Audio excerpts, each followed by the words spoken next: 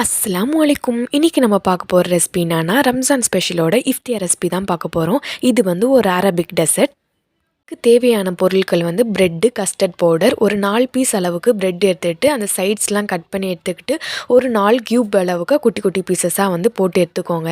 Next ஒரு சின்ன பவுலில் வந்து கொஞ்சமாக ஒரு கஸ்டர்ட் பவுடர் ஒரு 2 to 3 டேபிள் ஸ்பூன் ஆட் பண்ணிக்கிட்டு ஒரு கொஞ்சமாக மில்க் ஊற்றிக்கிட்டு ஒரு கட்டி இல்லாமல் நல்லா கரைச்சி எடுத்துக்கோங்க.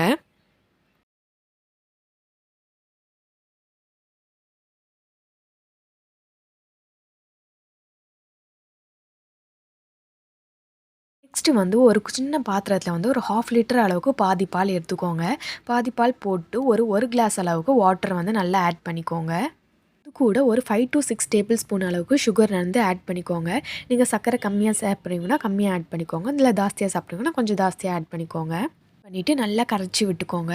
நல்லா பால் வந்து கொதிஞ்சு வந்த பிறகு நம்ம கரைச்சி வச்சுருந்த கஸ்டர்ட் மில்க்கையும் வந்து போட்டு நல்லா கரைச்சி எடுத்துக்கலாம்.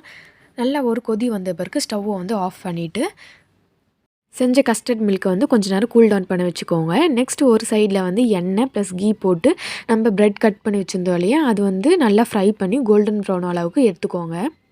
ப்ரெட்டு வந்து நல்லா ஒரு பிளேட்டில் போட்டு நல்லா அடுக்கி வச்சுக்கோங்க. அதுக்கு மேலே வந்து கூல் டவுன் பண்ணி வச்சுருந்த கஸ்டர்ட் மில்க் வந்து நல்லா ஊற்றிக்கோங்க.